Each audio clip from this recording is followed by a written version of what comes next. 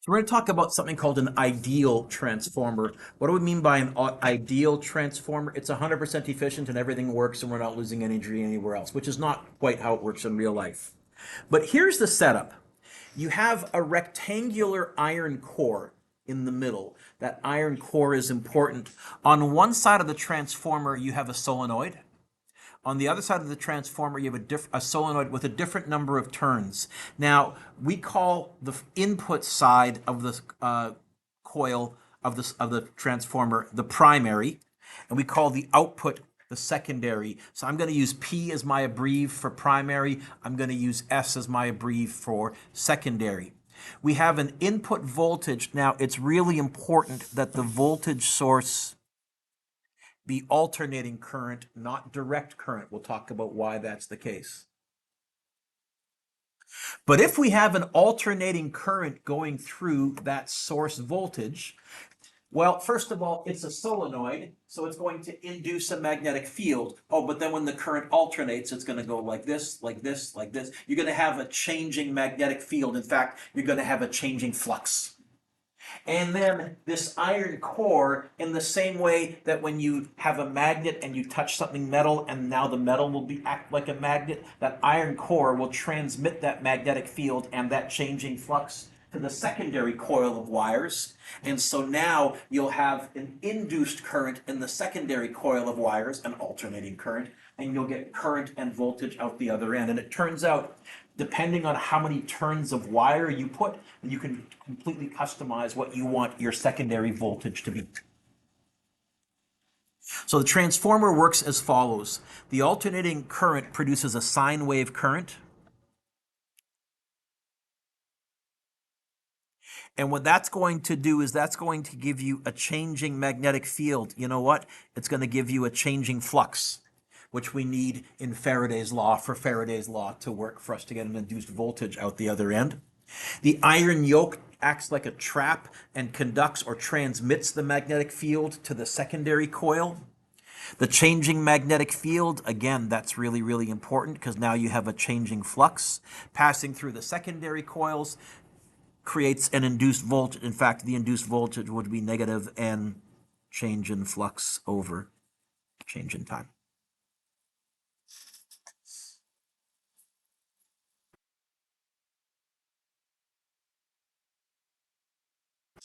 What's really not, well, I'll go on that rant a bit later, actually. First of all, would a transformer work with a DC current? Well, in this setup, you will have a magnetic field going. In fact, I can kind of figure it out. Magnetic, you know what? That would be your north pole. That would be your south pole. I think I got my right-hand rule right. Would that induce a current in the other one? No. Why not? There's flux, but is there a changing flux? Okay, so no, and for your explanation, no changing flux. There is a workaround, though. The workaround would be unless we switched the current on and off repeatedly really fast. Cars do that. Cars have as their voltage source are in a 12-volt battery, and it's a direct current battery. But there's something in a car that can turn it into an alternating current. Can you guess what that something is called? It turns it into an alternating current. Can you guess what that something is called? It turns it into an alternating current. Can you guess what that thing is called in your car? I'll give you a hint. It starts with the letter A, and then an L, and then a T. What? I don't know. Anybody done some mechanics here? What do you call it? That's your alternator. Okay? Your alternator is cleverly designed to take a direct current and change it into an alternating current. Now, why does it have to do that? How many volts are you getting from the battery? 12. How many volts do you need for your spark plugs? Probably around 11,000. How do you get that from a 12-volt battery? Transformer, not the toys. All right. You find transformers everywhere. Those big gray, they look like barrels on the tops of telephone poles. Those are step-down transformers. They usually have one for every 3 or 4 houses because the voltage running through the telephone wires, the ones in your neighborhood, they're not telephone wires, running through the power lines. I think it's 5,000 volts. I'd have to look it up. So they're stepping it down to the 120 volts. Or you may have seen on some front lawns, those green metal boxes. Those are on ground transformers. Okay. But also, anytime you plug something in, sorry, YouTube, I'll talk louder while I'm walking away from my microphone. If you've ever plugged in an electronic device and you've noticed the plug has this, I guarantee there's a transformer in there. Okay, it's stepping down or it's changing the voltage. It's got one of those big plastic boxes.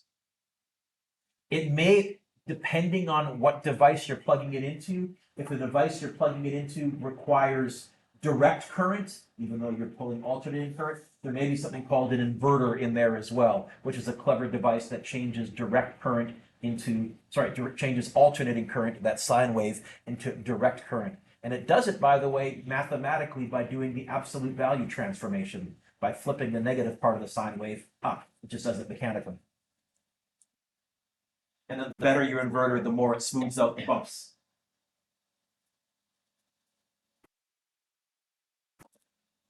So those are transformers.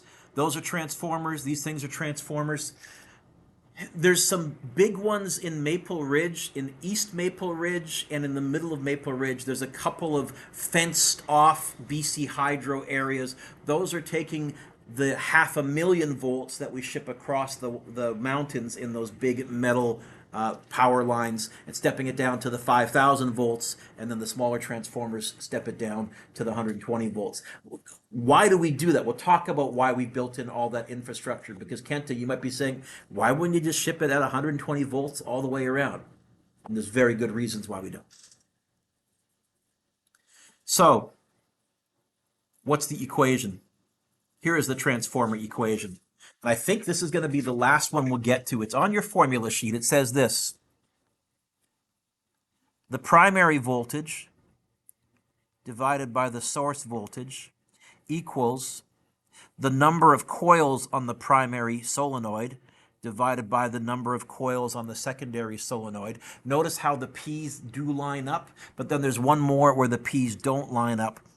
It equals the secondary current on the top and the primary current on the bottom.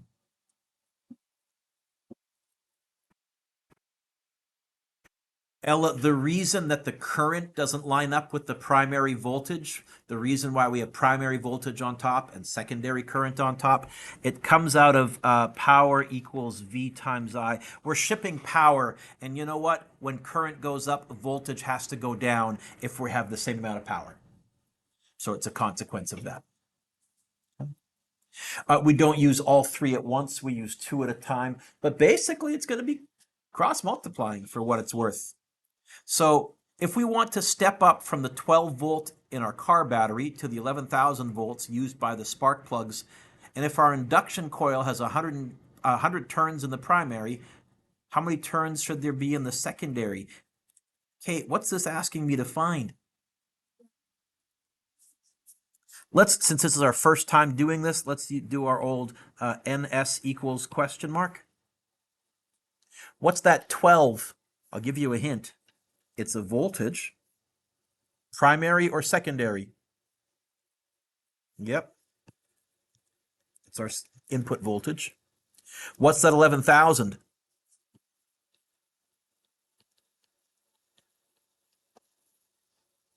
What's that 100?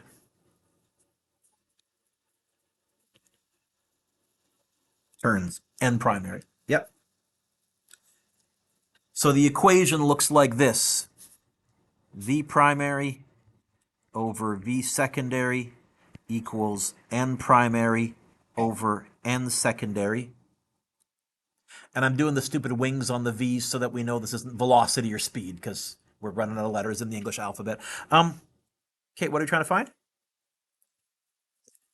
Get the N secondary by itself. Where is it right now? On the, you know what? stuff's going to move diagonally or cross multiply, or you can just go systematically. That's going to go there. How would I move the VP over? Divide. How would I move the VS over? Multiply. And you're going to get NS equals NP 100, VS 11,000 divided by VP 12. How many coils of wire do we need around that secondary component if we want to move this to 11,000 volts? I think you're going to be just under 100,000 if I'm doing the math correct, but don't quote me on that. I think it's going to be in the 90,000s. No? Yeah. Oh, yeah? What'd you get? I'm just going to round off. How about 91,700 turns? And yeah, 91,000. I think the six repeat, right? Sixes probably start to repeat. Yeah. 91,666.6 repeating. So 91,667 if you were actually designing this. And that would probably give you 11,001 volts, which would be close enough that you're not worried about damaging the circuitry or anything like that. Did the voltage get bigger or smaller from the primary voltage? Did the secondary voltage get bigger or smaller? Be obvious. Okay, we call that a step-up transformer. So transformers that increase voltage are called step-up. Transformers that decrease voltage are called step-down. By the way, a step-up transformer will increase the voltage, decrease the current. A step-down transformer decrease the voltage and okay, we had to pick one as our frame of reference, current or voltage. We chose voltage. I will ask you to label on your test a transformer as either a step up or a step down. So put a star next to that box. Like you need to know that for the test. Okay. Example 3 says this, an ideal transformer has 160. Why do I say ideal? Because in real life, you do lose a little bit of energy to other stuff as well, but we're pretending it doesn't happen. An ideal transformer has 160 turns of wire in the primary and 800 turns of wire in the secondary winding. The primary circuit is connected to 120 volts AC. Oh, I should have mentioned one more thing, by the way. It says back here, note, a car battery is DC, but an ingenious circuit regularly interrupts the flow of current. What do we call that part, Aryan? That turns the current from a direct current into an alternating current. That's your alternator, which produces a changing flux, enabling us to transform the voltage. Also, by the way, that alternator, the fact that it changes the current to alternating current is really important because that's what allows you to also recharge your battery later on by, there's all sorts of stuff the alternator is responsible for. Okay. Fahim, what does example 3 want me to find? So V secondary, what pair of things did they give me? Did they give me both currents or did they give me both ends? Okay, so it's going to be V primary over V secondary equals N primary over N secondary. What are we trying to find, Fahim? Get the VS by itself, please. Where is it right now? On the, yeah, times that there. How would I move the N primary over? How would I move the N secondary over? So I guess it's going to look like this. The secondary voltage is going to be N secondary, 800, times V primary, 120, divided by N primary, 160.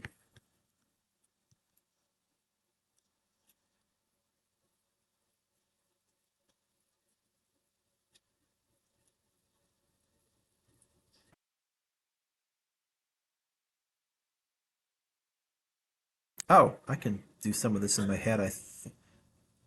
480? No. What is it? 600. Carried a 1 wrong.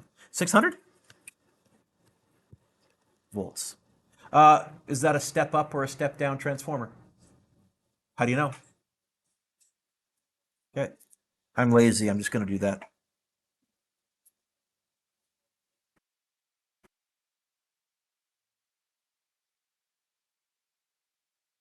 You got it, Ella. Gravity. You got it. Okay. I like example 4A. I like example 4A. I like example 4A. 4A is a nice question. In fact, this is what you're going to get on your test. I'm going to give you a transform. I'm going to ask you to find two things. I'll give you one pair. I'll either give you both voltages, both currents, or both ends. From that, you can find other stuff. And then I'll ask you to tell me whether it's a step up or a step down. So, Ashley, what has question marks next to it in A? Primary or secondary?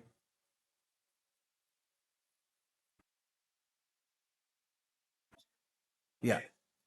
What do you want to find first? Secondary voltage or secondary current? I don't care. Okay. So I'm going to call that part I just to stay organized. Which one do I know both of? The V's or the N's? I'll start with that. So it's going to be N primary over N secondary equals V primary over V secondary. You said we're trying to find V secondary? V secondary is going to be, well, it's on the bottom. Stuff moves diagonally. What if I could do that in my head? Yeah, you know what? The VP is going to, change colors, Mr. Dueck. The VP is going to stay where it is. The VS is going to move up. The NP moves. Is that right? VP NS over NP? Okay.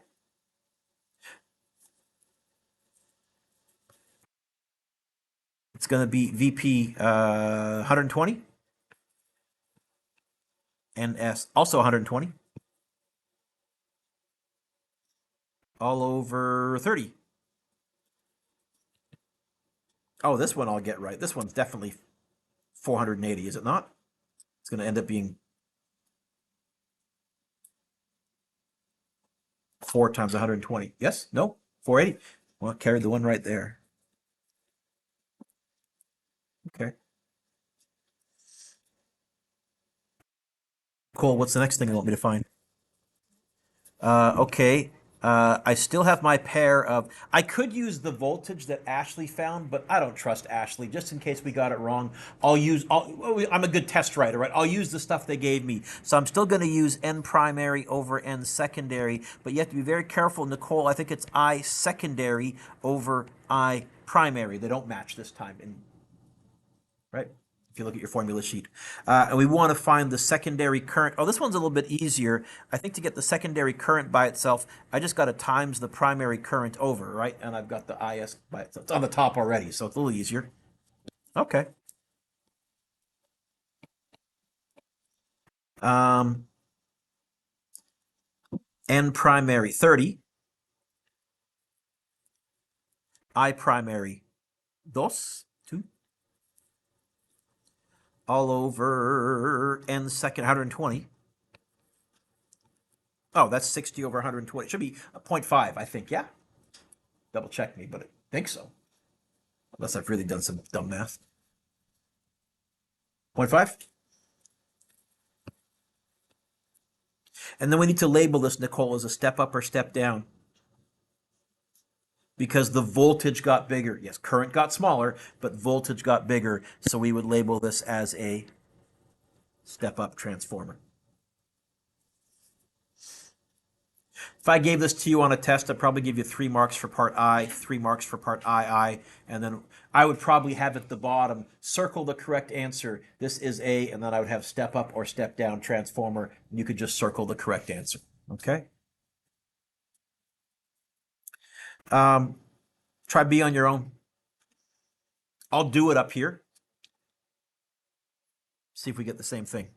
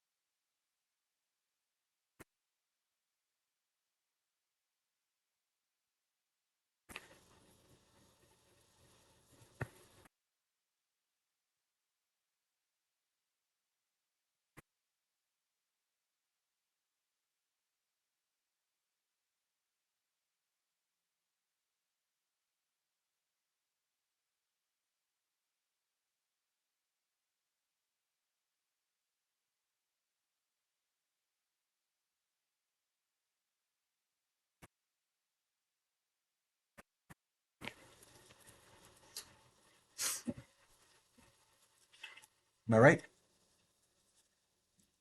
1,000 volts and a step up. So this is what I wanted to point out. This is the circuitry symbol for a transformer. So if you're showing a transformer in a circuit, you would have a section like this, except I drew that wrong, Mr. Dueck. Let's try that again. You would go, and then over here, what you'll notice is they're not connected because current is not flowing between them. What's flowing between them is a magnetic field and a change in flux. This is what also all of your charging pads for your phones, if you have a smartphone that does wireless charging, because you can see you don't need to connect wire, but you can still induce a current and recharge something.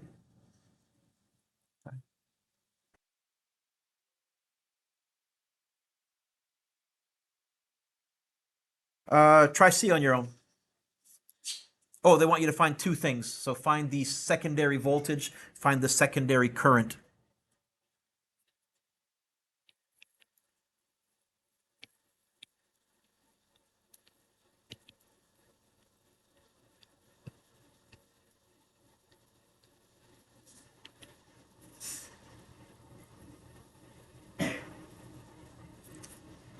I don't want V primary, I want V secondary, Mr. Dueck.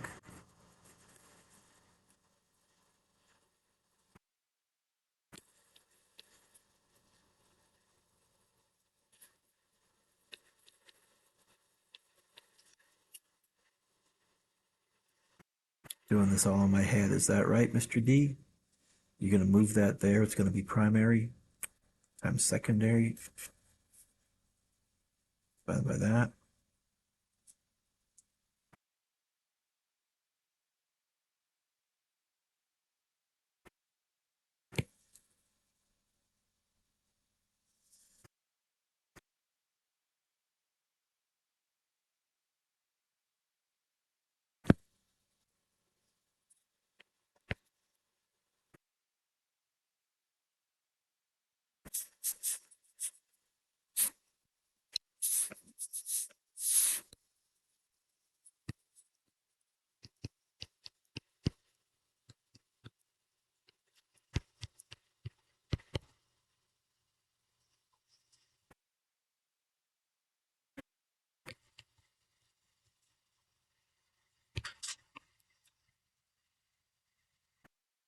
Is that right? That seems wonky.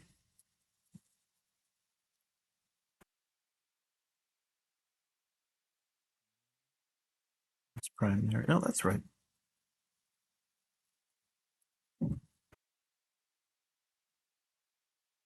Made a mistake. Check my notes. Doing too much in my head.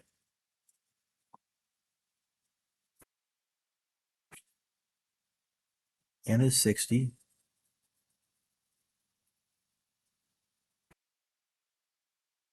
Oh, dumb. This is going to be divided by 5, Dueck. Sheesh. Couldn't see that. Doing too much in my head. I primary times N primary. Boom. 10 times 6 divided by N secondary. Oh, that's much better.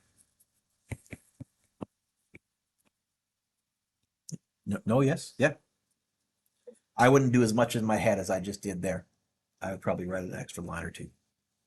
So I got 10 volts step down and 120 amps, which bumped up the current, but it's still a step down transformer because we had to define it in terms of something. We chose voltage.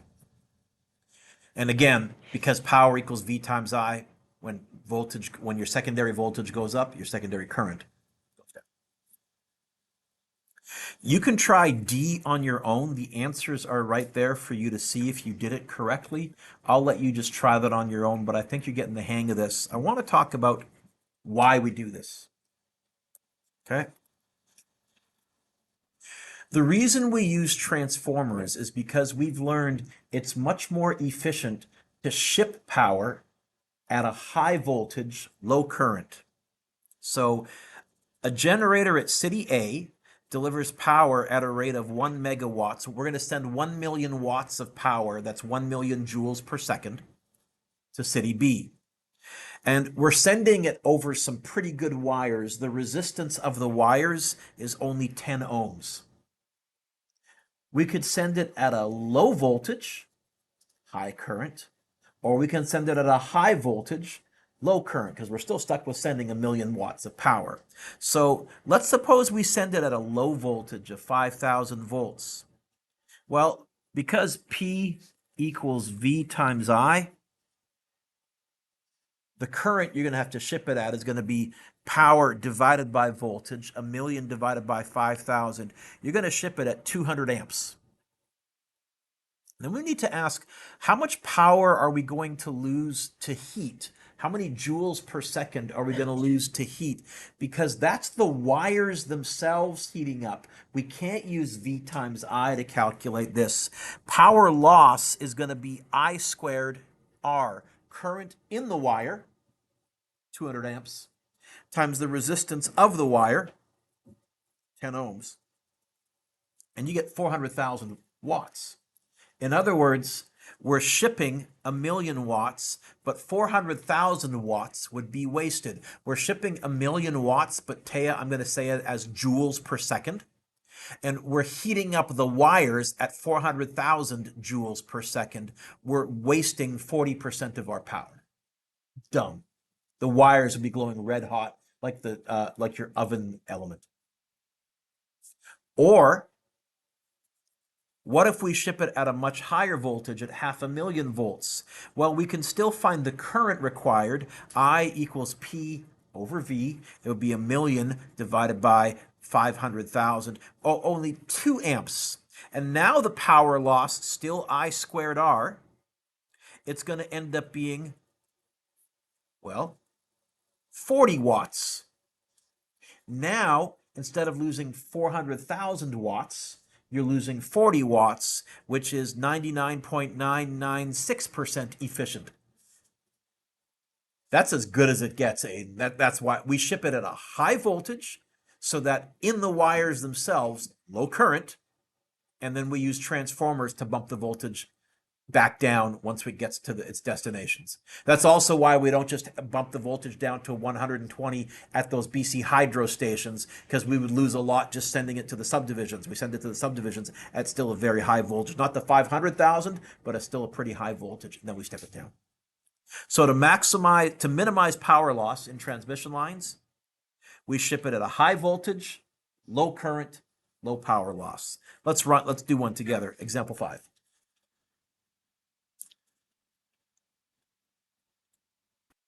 Suppose the Dueck Hydroelectric Power Company decides to ship 150,000 watts over 2 ohm transmission lines at 20,000 volts.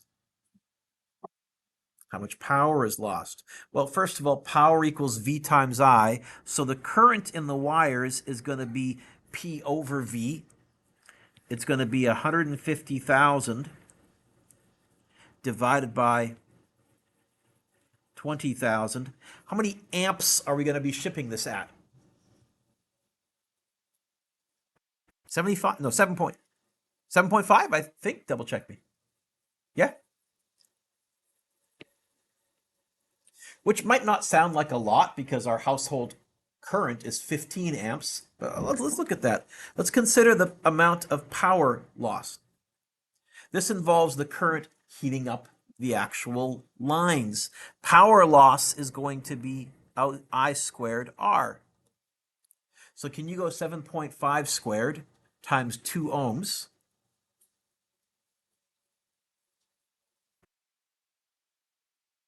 What do we lose? Taya, what'd you get?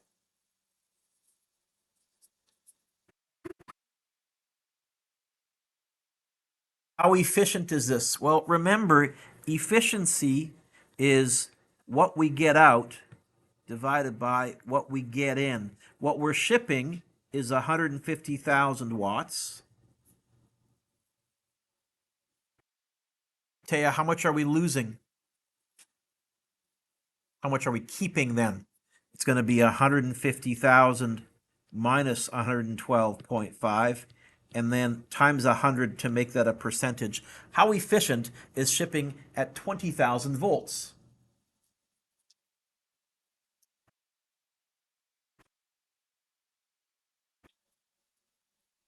Eric, 99.9? It does not get much better than that.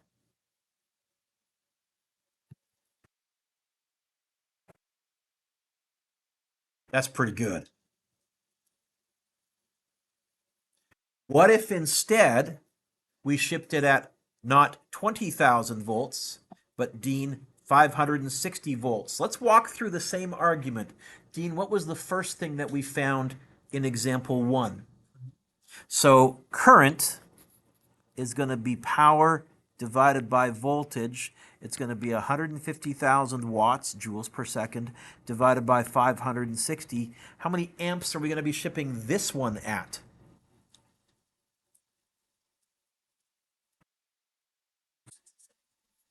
I'm going to write 268, but you can keep that on your calculator. What's the next thing we found? We wanted to find power loss, and that was going to be I squared R, not V times I, not V squared over R, because this is the current running through the wires, and that's the resistance of those wires. It's going to be answer button squared times 2. Dean, what'd you get?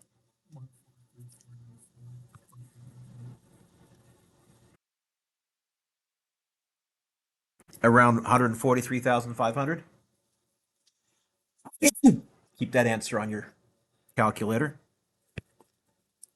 What's the next thing we wanted to find? The efficiency.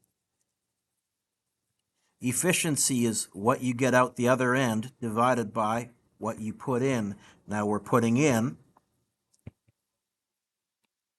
150,000 watts of power. What are we getting out? Well, we're starting with 150,000 watts, but we're not subtracting L as 112.5. We're subtracting answer button, 143,500, and then times 100 to make it a percentage. Kenta, how efficient is this? Oh, you're still crunching? Sorry.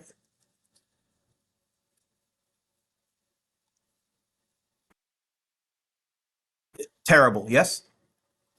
I think it's going to be single digits if I've done the math right. What'd you get, Dean? Yeah. So 95.7% of your power would be heating up the lines. Those lines would be glowing red hot. Birds would not be landing on the power lines because if they did, they would not get electrocuted. They would get burned. They would be hot. You, in fact, probably would be heating up the air around in such a way that if you walked under the power lines, ooh, it's kind of warm. That's nice, but not terribly efficient. So this is the infrastructure that we built. By the way, this is why the 240 volts in Europe, shipping that at a higher voltage, a little more efficient than shipping it at 120. We still lose a little bit with 120 as well. Okay. What's your homework? You can try number 3. You can try number 6. But really, every question from the ultimate review. But can you get it out? We're going to cross out a couple of questions.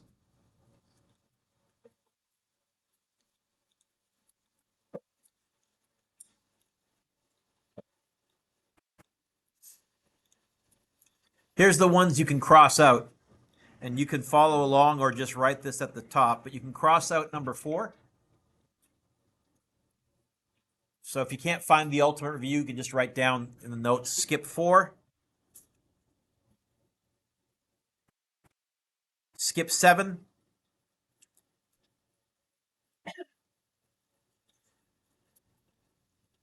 Skip 11. Skip 11.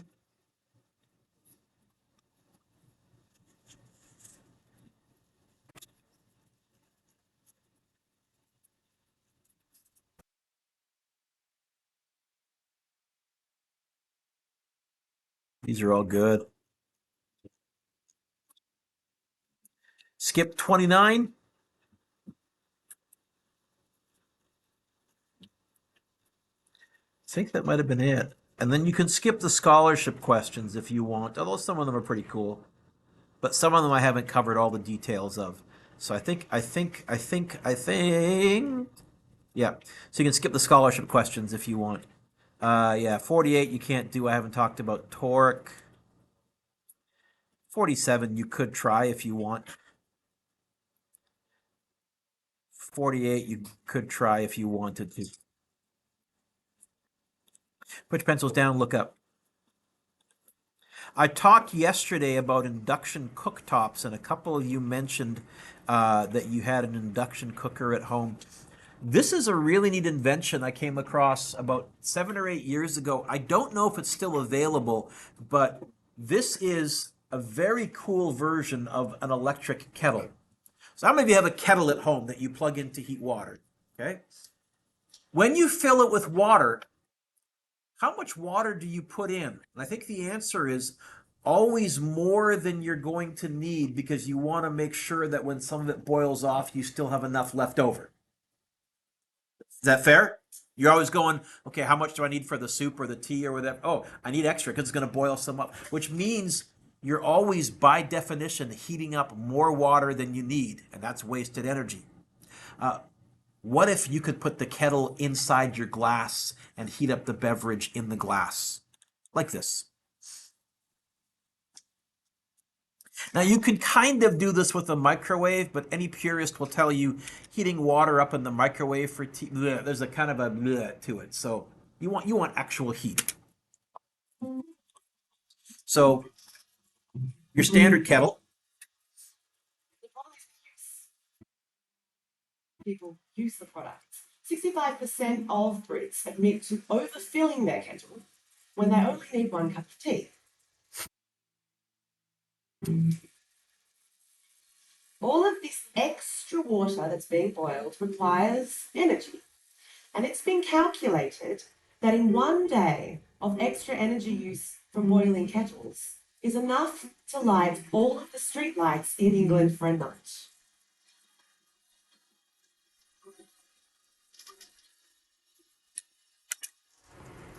this stick right here with the disc on the end is a portable induction kettle. This is your induction plate on the bottom, and this is a conductive metal so that if you have an oscillating magnetic field, it will heat up that disc and the rod. So you can use it like this. You fill up the glass, the beverage container that you're planning on using.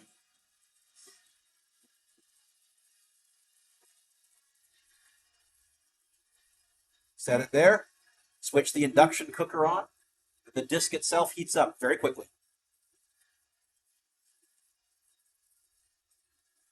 And the other big bonus with it, oh, will the glass get warm? Well, no, the ceramic plate, the induction plate doesn't generate heat. The inside of the glass will get warm. But the other big bonus is that it'll work with any container you want.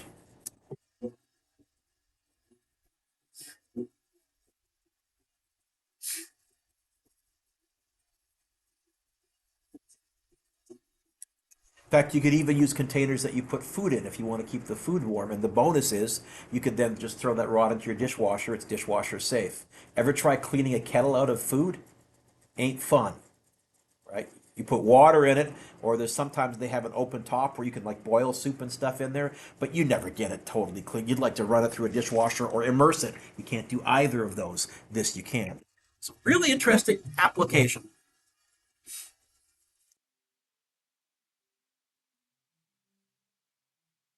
I don't know if that's still available or not. I need to dive into the research.